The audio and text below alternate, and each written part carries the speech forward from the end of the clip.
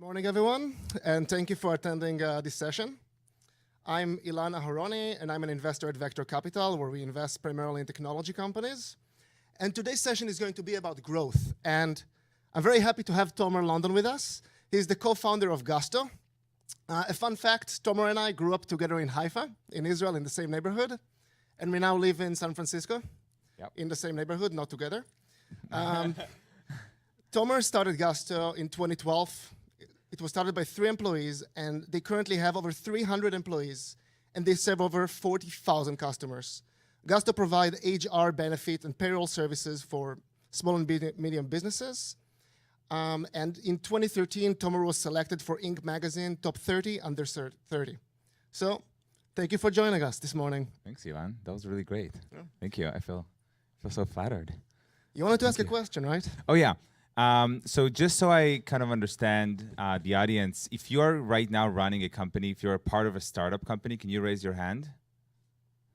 Okay, that's really cool. So around more than a half. And then for those folks who are running companies, how many of you guys are, let's say, selling to small businesses? So small businesses under 200 employees. Okay, great. That'll help me figure out the kind of the best. And probably, let's say, how many to consumer? Consumer stuff? Okay, and then enterprise? Okay, a lot of enterprise people. Great. Thank you. Very good. So the first question I want to ask you is, last week I visited your offices, and it's been the same case every time I visited it. Every time I go in, you ask me to take off my shoes. Why is that? Yeah, oh, you don't have that in your office? You don't take your shoes off? No, not really. Okay. So yeah, we're a shoes off office. We do that both in our offices in San Francisco as well as in Denver. You come in and the first thing that you see is a huge shoe rack. And just a fun fact about shoe racks, you have to get them custom built in order to get to those sizes that they can bring in, like you can put in hundreds of shoes. It really started from us starting a company, the 3 of us, in our home in Palo Alto. And in our home, we take our shoes off. It's something that all the 3 of us are just from childhood, just at our home. I guess to keep things clean, nice Jewish home on my side. And then when we started, and obviously as we were working, we worked without our shoes. And then when we moved to our first office, we were like 4 people or 5 people. We got in and we kind of automatically took our shoes off. And when people came in, we also asked them to take their shoes off. And we realized that it's actually something that's really awesome, really symbolic. Because when you take your shoes off, for us, it connects to feeling at home, being yourself, take your shields off, and just being your full authentic self. We really want people in Gusto, both people that work, we call them Gusties, people that work at Gusto, as well as visitors, to feel at home, to feel like they can really be themselves. So that's a symbolic act that happens when you come in the company. And it's funny, we had investors, press, partners, from all these lots of big companies, folks that come in with suits and then walk around with their shoes off, which is kind of funny. And yes, we do have Gusto branded socks as well as slippers. Very nice. So maybe you can tell a bit more about what your company does and how you came up with the idea to start a company. Yeah, so what we do, you said it really well, we help small businesses with their HR in general. We help small businesses manage every single aspect of what it means to be an employer. So it starts by paying your employees. So we do payroll. We help companies with their payroll. We also we automate payroll, and we also automate your health insurance, your retirement, and any other benefits that you have. So this kind of bucket of compensation, but also items around your HR. So HR starts from when you receive an offer for the first time to join a company, your first day on the job, how it feels like to get onboarded, to get to know the company, sign different documents, get to know your team members, and so forth. The vision what we are building right now is we call this the people platform. It's everything that you need as a company to build an amazing place for your team to thrive in. Like, we want to help other companies build an environment where people can really do the best work of their lives. And that's what we're doing today. And when the idea came, I think Steve Jobs has a really good quote around when you look backwards, you can really create this really beautiful line to kind of to connect all the dots. But as you're doing it, you don't know where it's actually going to take you. So if I look back and I try to connect the dots, for me it was the three of us as co-founders. So I grew up in Israel, and my family has a small business, a clothing store, and I spent a lot of my teenage years working there, selling or cleaning or kind of organizing inventory. And I got obviously very, very connected to what it means to be a small business owner and how impactful and how big part the business is to the family of the business owner. And then my co-founders Josh and Eddie had similar experiences with their family. And when we got together, there's really two big things that connected us. One is, and that's really important, is values and how we want to. Why we want to spend time, how do we envision our next 10, 20 years of our careers? What is the importance of, work in our lives? And then it's not just what you do, it's also how you do it, right? So that's something that we really, really, really care about. And we primarily connected around that. And then secondly, we were looking for problems that we're really passionate about and we can spend, decades of our lives working on. And small business is one of those things that all of us had in common. And we have this belief, and when we were talking about how can we help best small businesses, we have this belief that people are the most important part of every business. That's the difference between a good company and a bad company. And in the end, this is a trend that's going to only become stronger and stronger every decade, because technology kind of enables us to really bring humanity as the biggest differentiator between one company and another. And if you want to go and help small business, if you want to help companies to thrive and be more successful, you need to help them invest in their teams. So that's kind of where we started. Got it. So you started primarily in payroll. Right. When did you know that this was going to work, that this was going to scale? Yeah, so we started in payroll because, right from the very, very beginning, we knew that we wanted to do this full platform for everything around your HR, everything around your benefits and the needs of your employees. But we had to figure out a strategy to go and go and sell this. And the previous speakers did a really good job talking through this point. You need to earn, the way we talk about it is you need to earn your right to win. And by that, like for us, what we figured out, because the size of every single deal is not hundreds of thousands of dollars, it's actually in the thousands of dollars per year. It means that we cannot afford to have hundreds of salespeople walking down the streets and knocking on doors. It means that we need to do much more like a mass type of customer acquisition. And therefore, we decided that the easiest way to do this is to take a problem that people know, a problem that people already identify and understand that they have, and solve that problem for them. And then as you do this, you get the right to go and solve some other problems for them. So payroll is a huge, huge pain point in the US. A third of the companies in America, this is a crazy statistic, a third of you guys gets fined every single year because of problems with how they filed their payroll taxes or how they pay their payroll taxes. It's crazy. So there is this huge, huge pain point around payroll. So we started by solving that, and then we knew that as we do this, we can grow into other businesses. And then the other part of your question was, when did we know it took off? I think, again, that's one thing that you know looking back, but when you're there, you have no idea. I've been looking, the cool thing, so the cool thing about Gmail is that you can search and look at really, really, really old emails. So I spent some time looking through really, emails from 4 years ago, and kind of seeing what I noticed a couple of emails I wrote to my co-founders. Guys, this is really hard. We're not growing. This is not working. Like, are you sure? Are we really sure? Like, how should we fix it? And looking backwards, that point was exactly the point where it started to take off really well. So it's really hard to know when you're there. Looking backwards, here's the advice I guess I would give to entrepreneurs when they ask themselves, do they have the right product? It's basically product market fit. I would look at one really good metric is Net Promoter Score. Net Promoter Score is a very simple survey you can send your customers and understand how much they love your product and how much they would like to refer your product to other people.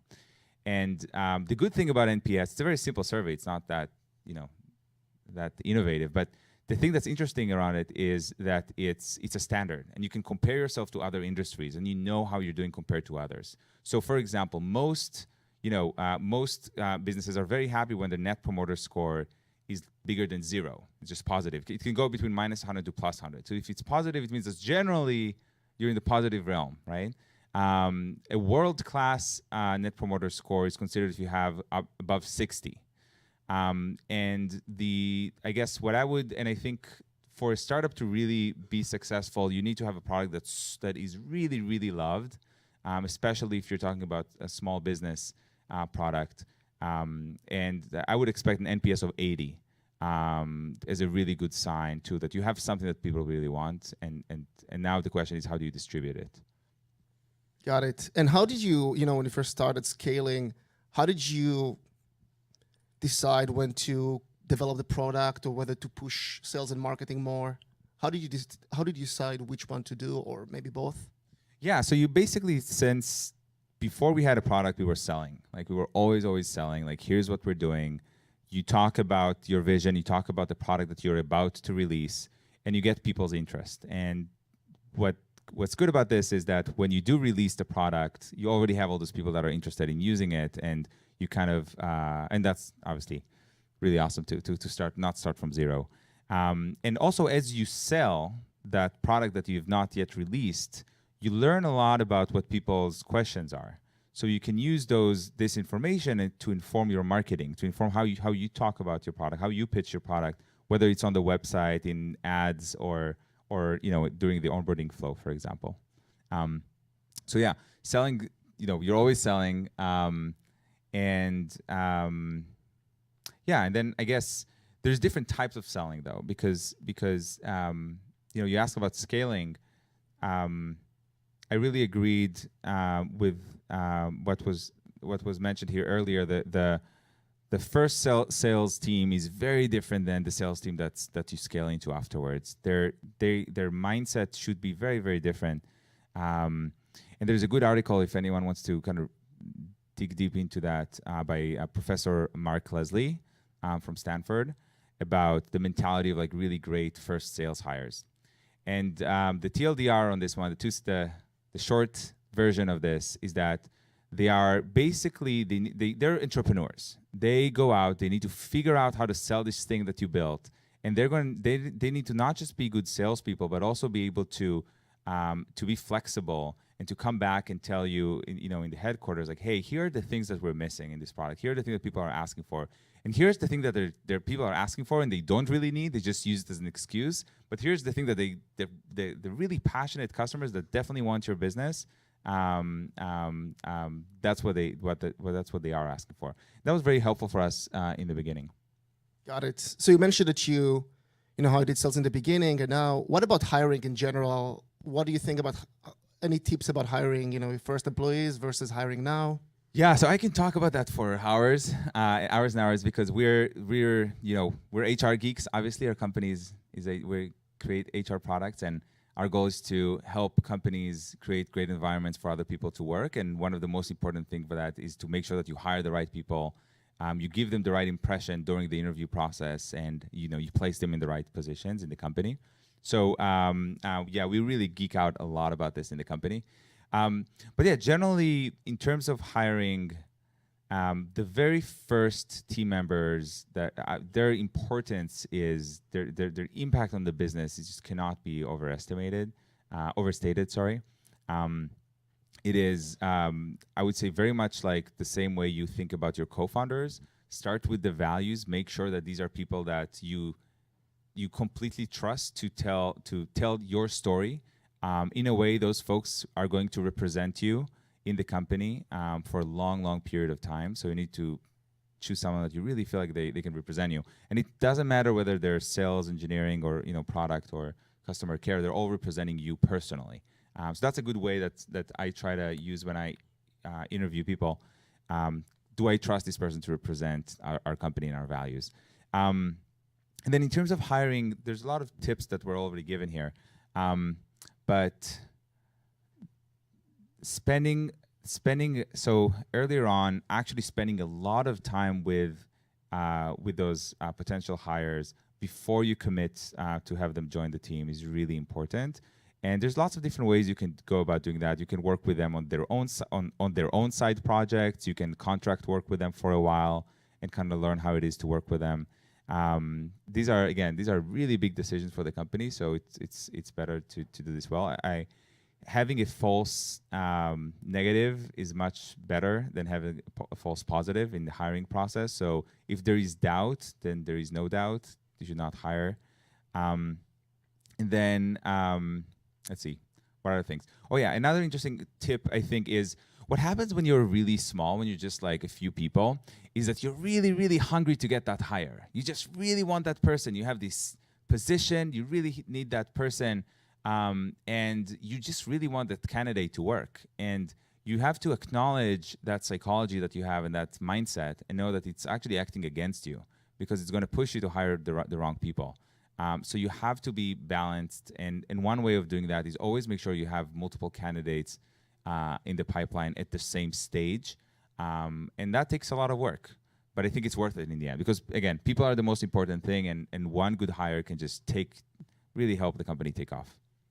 Got it. And obviously you started as three co-founders, you stayed very small for a while, and then you just boomed, and now you have over 300 people.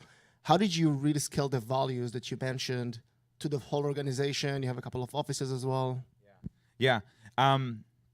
So this is a great question, and I think it's a big challenge for companies that grow fast. It's a great problem to have, obviously. But yeah, we invested a lot in that, and we basically think through the employee timeline in the company. So starting from the very, very first touch point, which is the job post, right? And then what do you say there? And what do you say there in order to attract the right people, right? And then move forward to the interview process. How do you welcome the person at the door the first time they meet your company? And then how every single conversation goes, and as well as how do you make an offer call? So for example, just as an example, one way we make offer calls is we have all the interviewers in the same room calling the person that we're going to make an offer to. And we make a huge celebration out of it. Like, this is freaking awesome. You spent all these hours with us, and now we decided that you're a great fit for our company. It's a huge celebration. So people absolutely love that. And again, it signifies something about our values around like being a community, close-knit community, and being a lot like a family.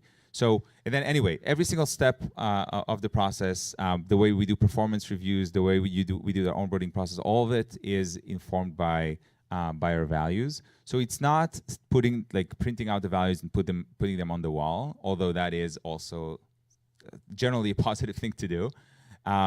It is about actually acting on them all the time. And when people ask you, hey, why are we doing it this way? Why did you make this decision?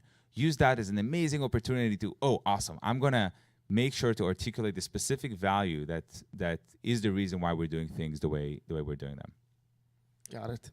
And I'm sure that as you grow, you have to adapt really quickly, whether you're, just starting as an engineer or a sales guy, or for you co-founders as well, it's not the same, managing a small team versus managing a whole organization. How do you approach that? Yeah, I think that's one of the most fascinating thing about just a startup journey. You think about, how you hire, for example, your first designer, just throwing it. What are you looking for? You're probably looking for someone who is a great designer, who can do designs extremely well, and it represents your brand, represents your methodology, and is able to produce great work. As the company grows, all of a sudden you hire your second designer, your third, and your fourth, and your fifth, and as you grow, now the question is, what is the right place for that first designer, as an example, right? And what we try to do, and the hopeful, the good, the awesome things that happen sometimes, that people scale, and sometimes if you're lucky, because it's pure luck. If you just hire someone for their individual contributor, their IC skills, all of a sudden they become a great manager. It is pure luck. So when they scale, they're able to become managers. That's awesome. And then when they farther scale and become manager, that's also awesome. And these things happen in you need to be very thoughtful about these things. So first, like, there's no defaults. There's no favors. Like, there's no, the fact that, you've been early in the company, including founders included. If you're early with the company, does not grant you to be the head of and the lead of in the next step of the company. You need to prove yourself that you're able to do that. And the way to do this is the company needs to invest in you and show that, is this something that you care about? Not everyone wants to be a manager, of course. If you want to be a manager, that's awesome. Let's go make sure that we invest in you and make sure and do the best we can to help elevate you towards that position. Sometimes it happens, and that's really great. But often it doesn't, and that's okay too. And we have a frank conversation, like, hey, we do believe in you, and we do think that this is your path for the long term, but you're not ready just yet. And perhaps the best thing for you is actually we're going to hire a manager, like a more senior person from externally, and you're going to be able to work really, really closely with that person and learn how they do their work, and probably that will help you grow even faster. So these are the things that happen when companies scale fast. I think it's really interesting, really fascinating. It's also a lot about what you define as the role of a manager. So we don't have the word manager, for example. We don't use the word manager in the company. It doesn't exist. What we use is the word PE. And PE means not private equity. It means people empowerment, because no one wants to be managed. No one wants to be told what to do. And that's also not the right way to get people to do the best work of their lives. The best way to do it is to empower people to fulfill their potential, and that's what PEs do. And when you change the name, what it means, people start asking, what does it mean to be a PE? So you can really talk about your philosophy and your values around what does it mean to become a PE, and then people are open to learning about something new, as opposed to taking what they saw somewhere else. Other managers now, the companies do. Very interesting. Yeah. In terms of your product, so you started again in payroll, and then you started adding more capabilities, and now you have a full HR suite. How do you approach product roadmap as you go on? Or another thing I can talk about for hours. So it all starts with you need to have a strong vision of what you're trying to do in the world. What are some truths that you will never change? What are some things that your company stands for? Right. So for us, I mentioned a couple of them. People are the most important thing in every company. That's one truth that we absolutely stand behind. We're always gonna fight for. The importance of having a great employee experience in order for you to do the best work of your life is something that we really, really care about. And then also the power of technology to enable people to do the best work of their lives. So as a young company, it's really important to figure out what are those fundamental things that you believe in, and that will be the North Star to guide your roadmap and guide your vision. It all starts from there. I think it's really important to ask yourself this question of, let's say, I'm in the enterprise security space.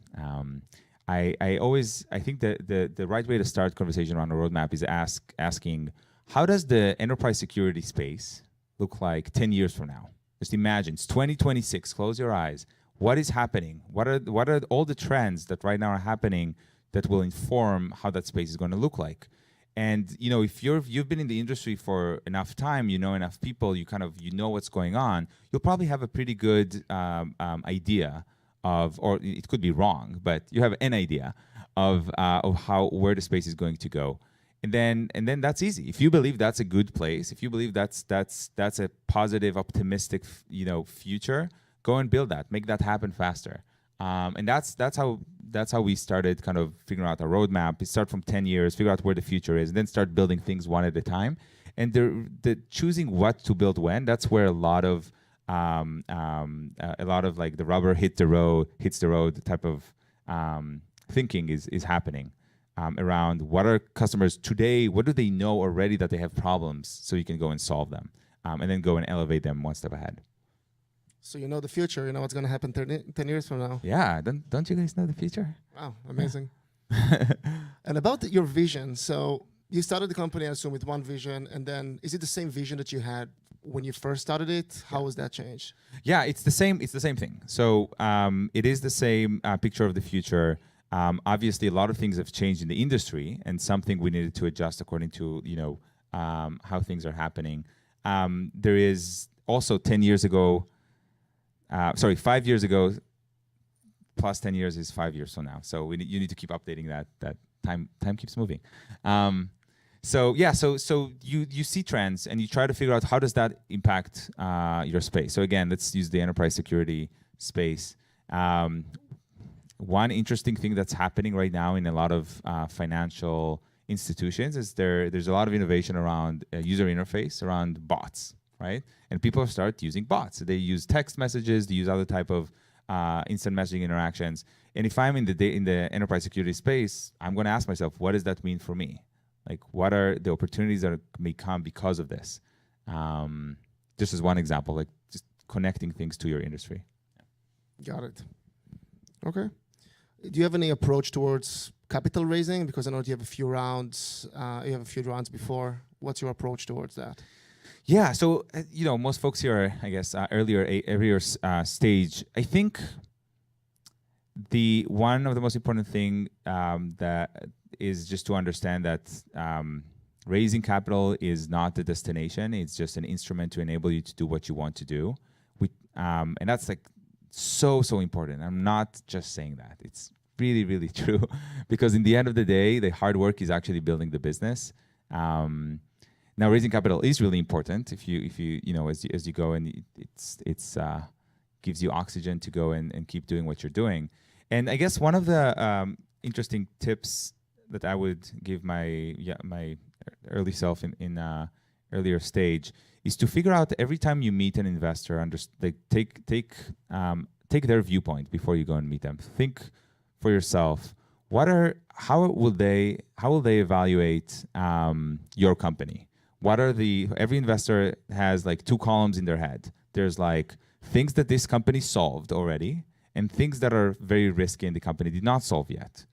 Right? So for example, the team can go in one of each column. The technology can go in either column, and so forth.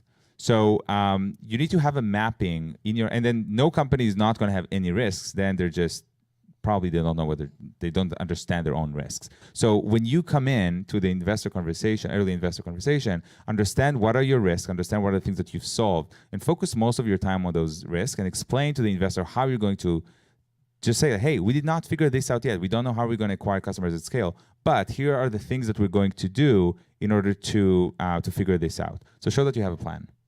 Got it. Okay, I think that's about it. I think we're out of time. So thank you very much for joining us. And it sounds like you have a bright future ahead of Gusto.